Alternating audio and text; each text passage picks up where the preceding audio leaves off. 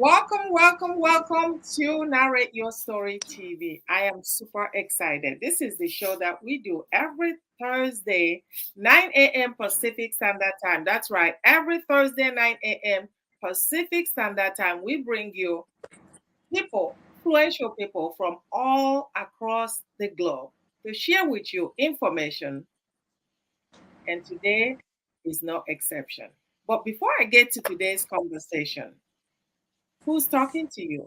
Well, my name is Dr. Christy Iwuchukwu, and I help female entrepreneurs put a zest on their presentation to stand out, be seen as the authority, so that they can enroll more of their ideal clients with ease. I am super excited.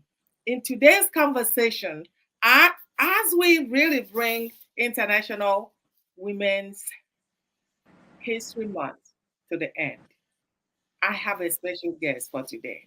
And our special guest is coming to us all the way from the South Sudan in Africa. That's right, South Sudan, Africa. And who are we talking about today? We're talking about Honorable Margaret Girma. That's right, Honorable Margaret Girma. But let me tell you a little bit about her. And yeah, she is the youngest person in the parliament in South Sudan. She was appointed in 2021. That's right, 2021. And today we're going to be talking about youth in politics, responsibilities, and challenges. She has received so many awards, and I can't even begin to talk about her award because there's so many of them. But among the awards that she received was Leadership Award um, in Farah Dellens Foundation, Nelson Mandela Peace Medal 2021, and so many awards. But let me, without wasting much time, let me bring her so that we can hear more of what she does. As we unpack this story, it's going to be her story in her voice, her conversation. Help me welcome Honorable Margaret Girma. Please welcome to the show. Thank you, Dr. Christine, for having me, and thank you for this opportunity. I'm Margaret Girma Lukurnyang Lado, a member of parliament from South Sudan. Awesome, awesome. So, you are very modest about what you do and who you are. Tell us a little bit about who are you and what are you all about, because I've always said that we hear about people when they've already gotten where they want to be, but we don't really know the journey that they had to walk to get there. And it is in the journey that, for the most part, we learn the greatest lesson. In the journey that we learn the greatest lesson. So tell us, how was the journey to get here for you? I've not even, I have nothing much to say about the journey because I'm just starting. I'm not even half of where I want to be. But I think it is a great opportunity for me to start where I am starting as a member of parliament. And I'm hoping that with this opportunity, I'll be able to touch life of youth and young girls in my community. Yeah. So I have nothing much to say about my journey. There is nothing special about it. I love it. I love it. I love it because you're like you said, you're just in your prime now, just starting life. But what you have accomplished so much is really what got me interested to watch you first of all, and to bring you to the show, because there's a lot of youths that are watching, that are going to be watching us, and they're saying to themselves, 24 years old, are you serious?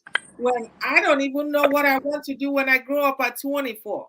And people want to know, first of all, let's unveil and tell us, how did you get into being in the parliament?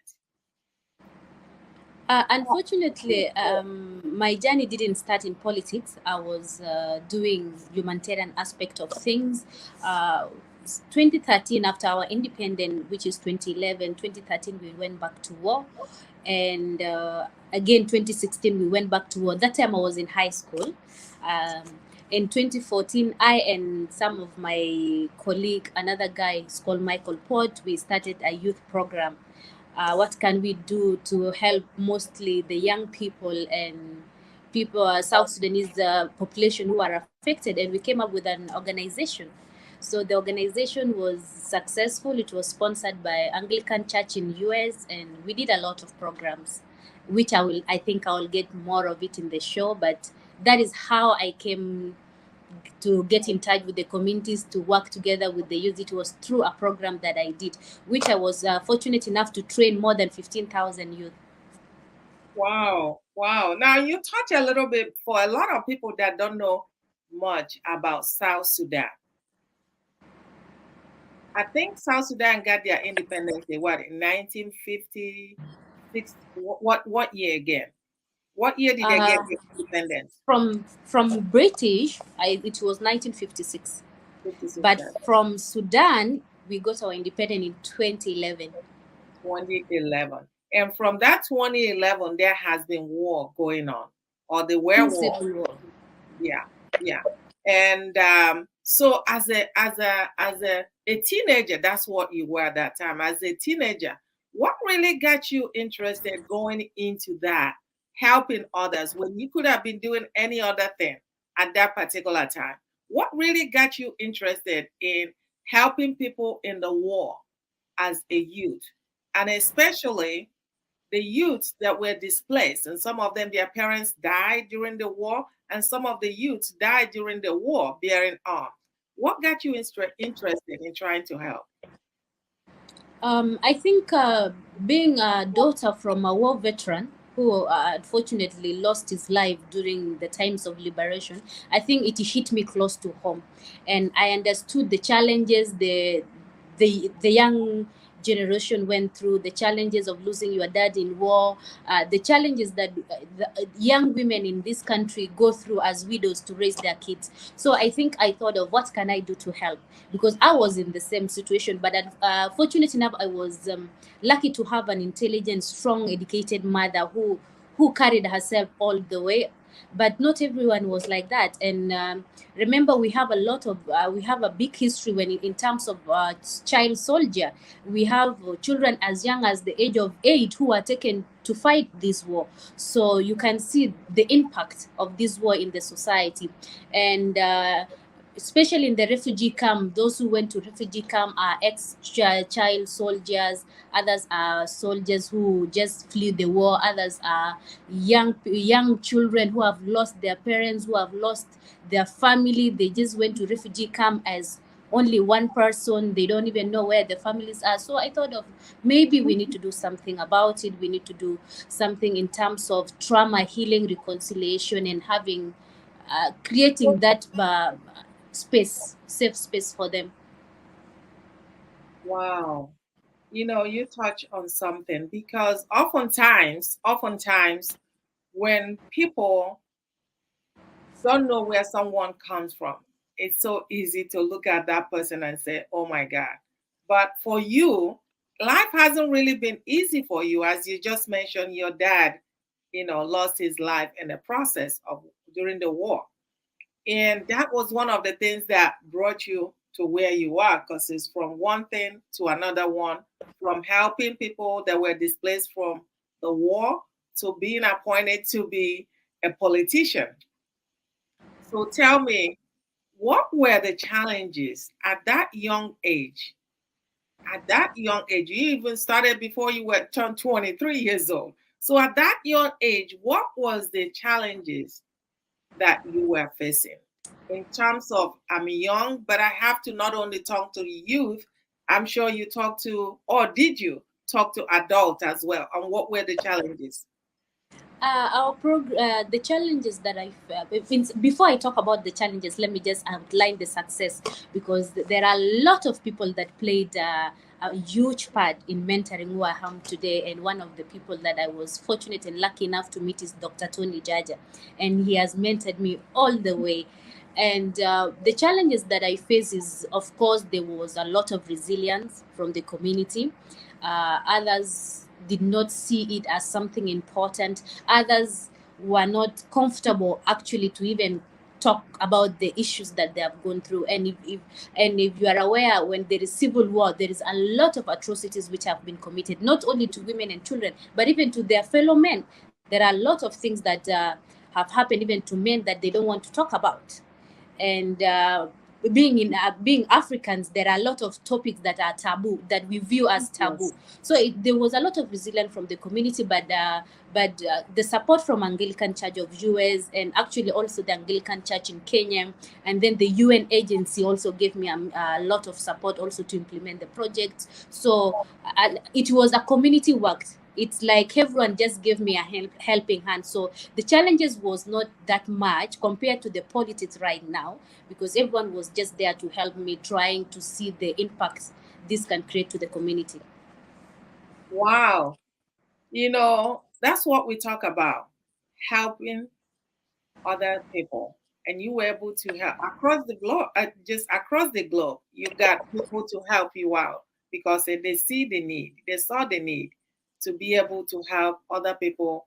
And as you eloquently said, mostly in Africa, there's a lot of tribal wars. It could be religious war, it could be tribal war. It's just one after the other, and it doesn't seem to end, unfortunately. And I pray that someday that we are going to bring the end to that, because I can relate to, coming from Nigeria, there was a time we had a civil war too, and even now things are still going on. Um, One after the other. So tell me, let's talk about the challenges. And I'm so glad that I have you here, because there's a lot of things that we want to talk about. But let's begin with the challenges that you faced at that time. Um, I think one of the challenges that every youth, particularly in South Sudan, can talk about is that there is no action plan for youth in this country. In terms of, if we see the two peace agreements that has been signed during the civil war, 2013, 2016, there was a peace agreement, and then we went back to war. Then 2018, there is this current peace agreement that I'm also benefiting from. This peace agreement have outlined the benefit of women, what women should be having, and what is expected of the women, and what is expected of the government to provide for women. But there is nothing mention of youth at all, at all, at all. For the women, we have 35% of affirmative action, which is also now in the constitution, but everything is just silent about youth. Of course, the constitution is saying that we need to consider the participation of youth, but it's not clear what do you mean in terms of participation of youth. So there is no clear action plan, or there is no clear affirmative action that is supposed to guide and protect the youth currently, which I think it is also our responsibility as members of parliament who are young people to do something about it. It is us now to come up with the agendas or the legislation to protect the youth. So there is a lot of challenges in terms of being a young person. And also one of the other challenges is that we see right now the whole of the world is talking about women representation, women representation, women representation. But they're also forgetting that within the women representation, we have also younger women. For example, I'll use myself as an example. I am a young person. I'm considered as youth, and at the same time, I'm considered as women. So, if there is anything that is being made, or there is any division in terms of power sharing and everything, if I go and join the women tell me, no, you're not supposed to be here, go to the youth. If I go to the youth tell me, no, go to the women. So I'll be left in the middle at the end of the day. So it's really hard to outline that where is the boundary, where do we fall, and that the older women tend to push us back to the youth, and the youth push us back to women. So you can see we are just in between. Wow, wow. And that brought me about talking about, this week is the end of International Women History Month. And a lot has been said about getting ahead. A lot has been said, especially having more women representation in politics. Because when you allow them to have a voice, who better know what women are going through? And one of the places that they need to have more voices is in the politics, or in areas that allow them to be able to talk to talk about the challenges that are facing women. So, as a young person, as this young person in parliament, what specific challenges do you face? Because there may be people watching you and saying to themselves, oh my God, she did it. How can I get into it? What was the process for you? And when you finally got into this, into the parliament, what are the problems that you are facing as a young people? Because a lot of them are quite older than you are. Yeah, I think this parliament is lucky enough because we have majority of youth, although no one is at the age of early 20s like me. Others are late 30s and mid 40s and 70s. I think there are a lot of challenges that I'm facing and other youth are also facing in terms of decision making. When it comes to decision making, your opinion is not valued, and you need to get used to it. You don't have to take it personally. It's just that is the society we are in a misogynistic society where there is a lot of misogyny towards women. So first of all, the fact that you're a woman, you will face these challenges. To top it up, you're a young person, so you have to understand that they don't have anything personal against me. It's just that this is the environment and this is what they're used to. So don't expect people to take your decision seriously. For example, I might say the same point with a man, and they will take a man's point. Although he said what I just said, they will say, yeah, you did. Yeah, what you are doing is really right. What you're saying is really right. And at the same time, it was what you were just telling them. So it means that they were brushing you off and waiting for someone to pick up what you wanted to say. So of course it hurts. You feel type of a way, but you have to understand that it's not, they don't have anything personal against you. It's just that how our boys in our society are raised. We are raised in a way that women, we are supposed to be seen, not to be heard. So particularly coming from South Sudan, where it is a patriarchy system, it's hard navigating through it, but I believe we will reach there. I think I can relate because in most African countries, really, most African countries, it's patriarchy society, right? I think some of them are more than others because of where we are in the world, 21st century. But still, I think for the most part, it still presents a problem where women are not, a lot of women are not part of decision making. And but I hope that that is changing, really. I hope that, I know it's changing, but I would love for it to change even more, where the youths like yourself, women, are involved in decision makings in politics, because it's only then that you will understand what's important to them. Because I believe contribution from everybody, contribution for the youth, from the youth, contribution from women, contribution from men can only make the society stronger, can only make the society stronger. But it's very unfortunate. Like you said, that's the society where we come from. But we can only continue to strive and hope that things get better. So tell me, when you are talking about the youth that are displaced, the youth that are displaced, what are the most challenges that they are facing right now?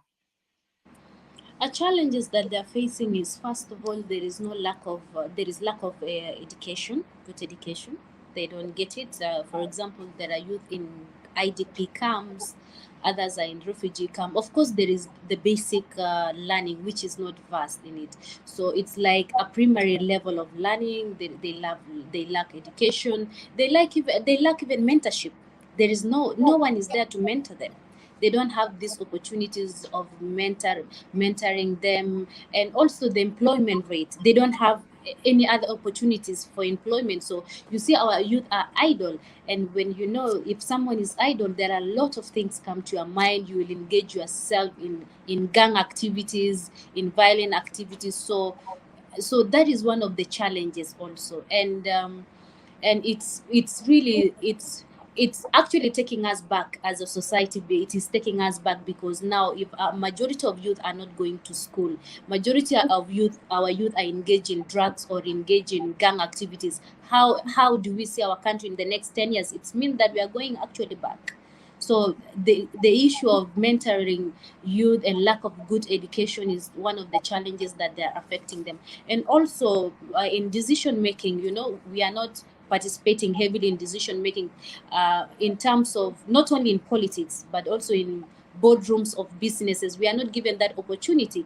How our society consider youth is that, if let me just narrate it from my point of view, what I've experienced when the times of nomination for the list of parliament and other political position came. My name, of course, has to come up.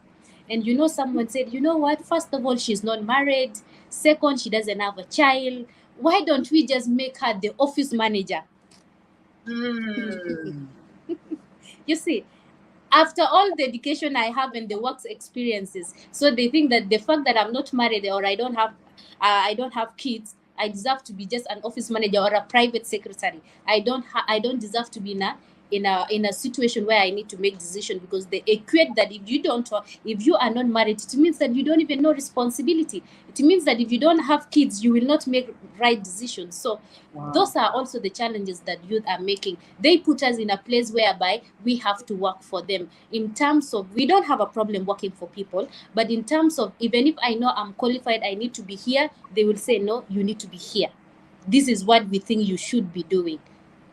Wow, interesting. And I know a lot that has to do with, like you said, the society, the culture, like you so eloquently put, African culture. It's a patriarchy society, but we're in the 21st century. So what you're narrating now is that even if you're qualified for the job, just because you're a woman, just because you're young, just because you are not married, just because you don't have any children, that you will be able to get that job. We're not even talking about your qualification, but the qualification that will help you get a job is getting married, having a child, or having children, right? Yeah. Or maybe you are a man. Yes. Right? Other than Yes. that, you are relegated to the lowest level of whatsoever. Wow. Interesting.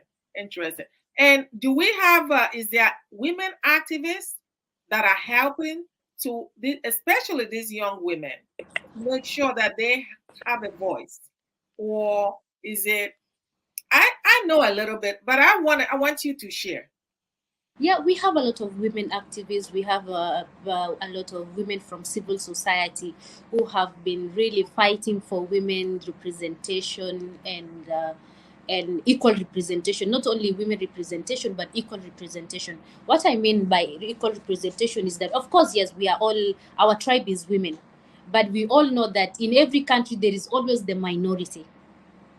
And it happens that I'm from one of the smallest tribe in this country. So it's not only women representation, but we also talk about the equal representation of women from all the areas in South Sudan. So there are a lot of civil society doing that, but at the end of the day, the decision making purely falls under South Sudanese leaders. They can choose to say, look, yeah, we understand that you want women to be represented. Yeah, we understand that you want youth to be represented, but we don't have enough position to do that. They say that. So what can you do? You can't force them. They're the decision-making people. So they will just tell you, yeah, it's a good opportunity. Right now, we have limited situation here. Next time, we will put it into consideration, just like that. Do you have hope that things will change for women? I do. What's your hope that things will really change for women? That 20 years from now, people that are coming behind, young women that are coming behind us, won't be facing the same problem? Absolutely. I have a very big hope, and I believe that things will change, because I believe that in the next 10, 20 years, we will see new faces in this leadership. Maybe even myself, I will not be there, or maybe I will be there, but I believe that there is new faces that we will see. And I have to appreciate that also South Sudan is a progressive society whereby we are not where we were 10 years ago, and I believe that 10 years from now we will not be here today, because before even getting this 35 affirmative action that we have in the constitution was not there. It was not there. So right now, if you see, we have at least more than 9-10 women ministers, which was not there in the first place, and our speaker in the parliament happened to be a woman for the first time, and we have a woman vice president. So this 2 years ago history was made. So I believe that in the next 10 years also things might be different. Wow. It is Yeah. before we continue, there's something that I did not ask. And there may be viewers that want to know that information. We talk about Sudan, and what a lot of people may know is Sudan. But tell me about Sudan and talk about South Sudan. Well, I know the history, but can you share? Okay, I am going to just share a brief history of Sudan and South Sudan. Previously, before 2011, we were Sudan. And then after 2011, we became South Sudan and the Sudan. So I think there is always a confusion there. After our gaining independence from the colonial masters in 1950s, I think we did not still they said that there was independent, but us from Southern Sudan, we did not feel like there was independent by then, because if you can see the history of Sudan and South Sudan, there is the southern part is mostly dominated by the black South Sudanese and the Christian part, and the northern part of Sudan that time was dominated by Islam and the white Sudanese. So there was the issue of racism. Actually, it was very big, that it's not something that it wasn't there. It was something so big that there was so much segregation, there was so much atrocities committed against the blacks Sudanese, and we felt like, we need to have our own country whereby we will respected, whereby we will be given the same right, because at that time we were just like third class citizens. Yeah, we were not allowed to participate in anything. We were just there just for the sake of having the population, but we were not participating. So that is when South Sudanese decided to go to the bush and fight for liberation for the past 20 something years until we gain our independence. And what? Okay, okay. Wow. Thank you for that. Like I said, I know the story, but I wanted you to share coming from the horse's mouth. But thank you for that. And so let's continue our conversation. Let's continue this conversation. You talked about so many problems that the youth, young women, and adult women are facing in the country. Can we dive into the society itself? What are the challenges that still face women right now in the society? Let's forget about politics for now. We talked about politics, but I want to know, how is the society in terms of women's rights? I think there is nothing much about women rights. Mm. And as members of parliament, we are working on the family bill. We want to come up with a strong legislation that supports women in terms of inheritance, property inheritance from their husband. Currently, we don't have that. You are not supposed to inherit anything. It's if your husband died, then the brothers to your husband are the one to take somewhere to take the inheritance. So we want to do something about the family bill, talking about the inheritance and also giving girls, not only your sons but also daughters, right to inherit your properties. So those are the things that we want to talk.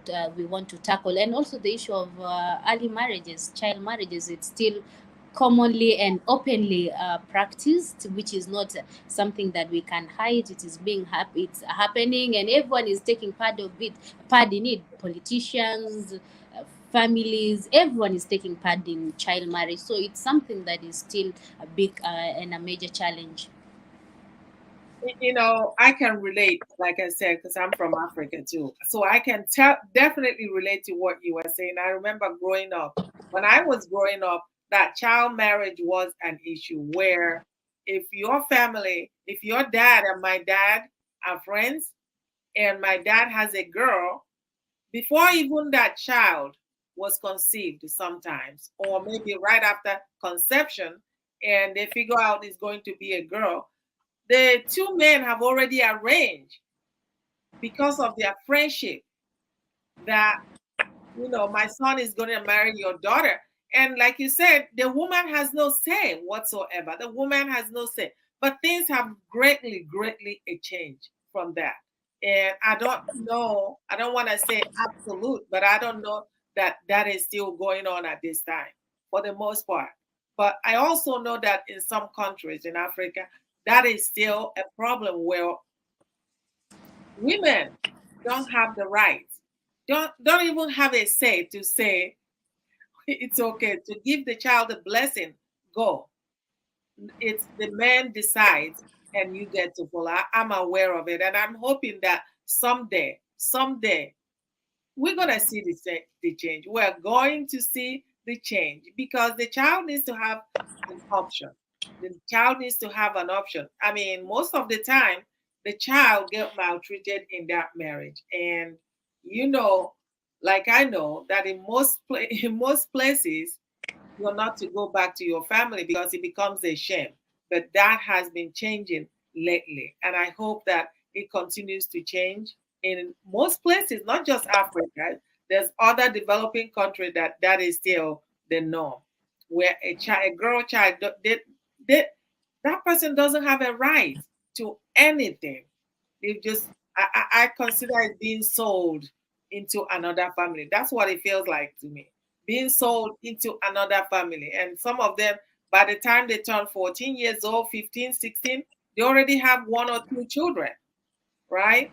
And Yeah. it's like your youth has been taken away. You don't have any right whatsoever. But you see, the contribution from that child, maybe contribution that will save that country, contribution from that child, we may never get to experience it. And for the fact that a lot of them are not allowed still in the 21st century to go to school, because this is the mentality. You are a woman, and when you go to school, when you get married, everything that we have spent on you goes with you to the husband place. Therefore, what's the need of training you? And the cycle continues, and the cycle continues. I mean, I don't know what to say, but all I can say is that I hope that that will soon vanish, where everybody, both girls and boys, have the right to pursue their dream. I hope so. So, as we are coming to the end of this conversation, as we come into the end of this conversation, I want you to really lift up your voice and talk to the youths out there. There may be people that are going to be watching, and I hope they do, watching you at 24 years old, actually 23 when you were, when we were appointed to be in the parliament. There may be some people thinking, I have something to say. I have something to change in my society. I want to contribute. I want to have a voice. How do I go about doing that? What can you say? Um, there are a lot of things that you can do, particularly from where you are. You start from where you are. Of course, I did not just wake up one day and started talking about changing the legislation of the country. It didn't happen overnight. Of course, I had to start it from somewhere, and then from there, and then coming up to where now I can talk about laws, changing the laws and the bills and the legislation of the entire country that can either benefit the country or take us back to scratch. So I think starting from where you are is important. Identifying also your purpose. Of course, being youth of today, there is so much pressure of making it in life. Of course, there are times that also at this age, I feel like I have not done enough. I feel like sometimes I'm missing out. Feel like, I should have this by 24. I should be like this by now. I should be like this. But our journeys are different. Today I am here at the 24. Maybe the next person who will be in the parliament in South Sudan might be 18 or 19. So it's all about understanding what you want and understanding your journey is different, and just just be kind to yourself. I know it's not easy to be kind to yourself, but you have to be kind to yourself. Sometimes you feel like things are not happening faster, and you're trying and it's not working out, but one day it will.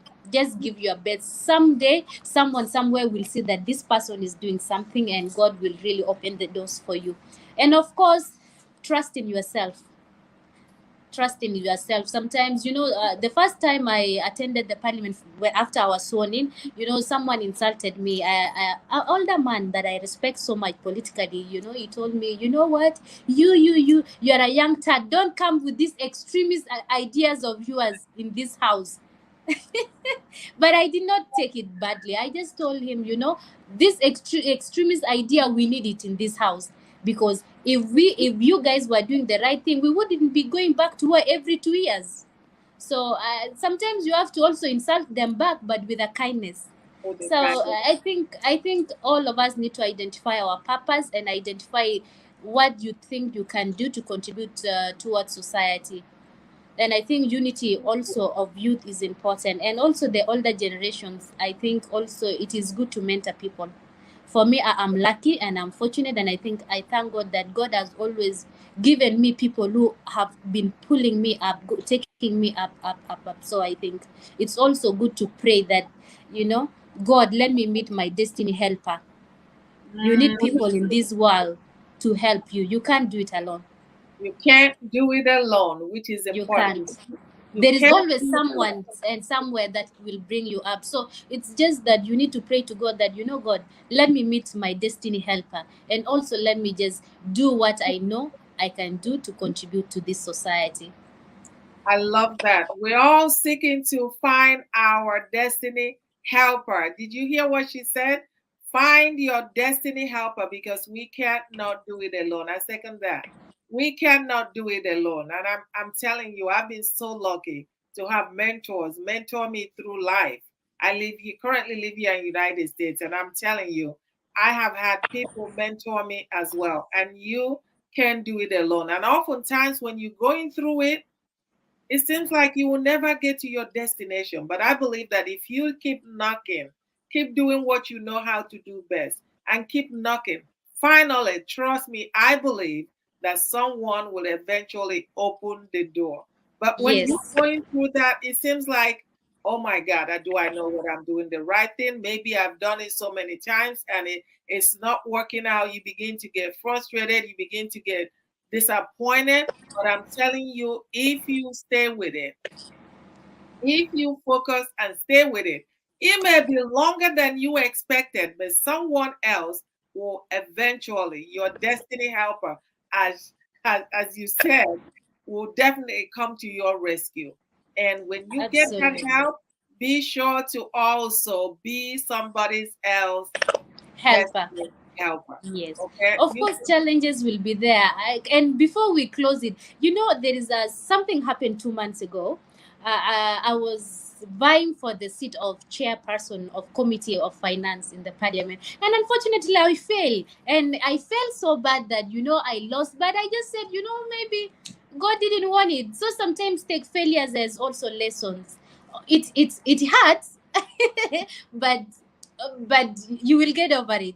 So failures are there, and also, sometimes you can fail so hard. no, and you said something very vital, which is the failure is a lesson. That's the greatest lesson that we learn from failure. It would be bad if you never learned a lesson, right? But if Yeah. you would have learned a lesson from your failure, I think it would be worth it because it's preparing you for your next success. That failure, gather what you learn from it, take the lesson from it, and keep applying it to what you want to do. And that failure will definitely, it's a setup for success. I believe that failures is a setup for success unless you refuse to learn the lesson from the failure. So as we come to close, I know there's a lot of things that we talk. I'll probably bring you back. But as we close this conversation, I want you to take the floor. I want you to talk to the youth out there. I want you to talk to the young women out there.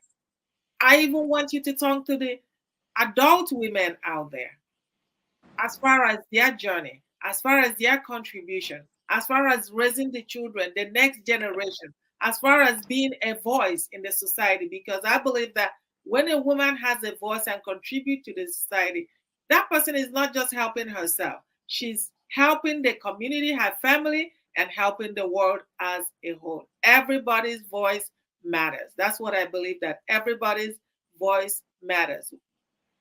So take the floor and talk to that person that might be looking right now and watching you. Oh, thank you. I think I enjoyed talking to you. It was a wonderful discussion, and I have learned also one, two, three things from you. And thank you for the knowledge. I think as women, particularly mothers, those who have children, I think they have a huge responsibility. Particularly women, mothers in Africa, they have a huge responsibility on teaching boys how to treat girls, teaching our sons how to treat our daughters, teaching them that it is important that we need to respect we need to respect girls. It is important that we need to respect their decisions, not only outside, but how you treat your your sister in the house. So I think also women, we have a big role in raising our kids differently. And also, sometimes being in a society where when a woman is talking, they think you are disrespectful, they think that you don't have manners. Yes, sometimes people will confuse being assertive to lack of manners, but you have to sometimes have to lack manners to achieve what you want. So I think also being assertive is important. We need to be assertive, and you need to really, really be focused and fight for what you really want and what you feel like is the best thing, no matter the challenges you will face. Sometimes even family members will not support you, but you have to. So you have to. If we want to see changes, we need to start within. Awesome. As we come to close on this conversation, knowing that this is the last week for International Women's History Month, I cannot think of a better person to interview than you, because Thank you you. see it from both angles. You see it as a youth, you see it as an adult. And having walked your road, I know for sure that people are going to watch this. Maybe they want to be in politics, maybe they want to be in roles for that are responsible for decision making. And looking at you for what you've done, as young as you are, I think will really help a lot of people. And I just must say, thank you for being here. Thank you for taking the time and answering the call, because that's exactly what you have done. You take the time, and I'm sure you didn't talk about all your challenges. I'm sure you encountered a lot of unsurmountable challenges, but you continue to pursue your purpose. You continue to be focused. You continue to answer the call, and answering your call would allow others to answer your call. And that is every time I do this show, I hope that it becomes a blessing to someone else out there, whether that person is a woman or a girl, that this video, the content of this conversation, will bless somebody out there. That is my hope. And as we close, I want to thank you again for your time. I know it's been hard for us to get the time, but you met it, and I'm so grateful. Thank you for having me. And our audience, I just want to remind you again, this is the show that we do every Thursday, 9 a.m. Pacific Standard Time. That's right, every Thursday, 9 a.m. Pacific Standard Time. Join us again next Thursday, same time, same day. Bye, everybody.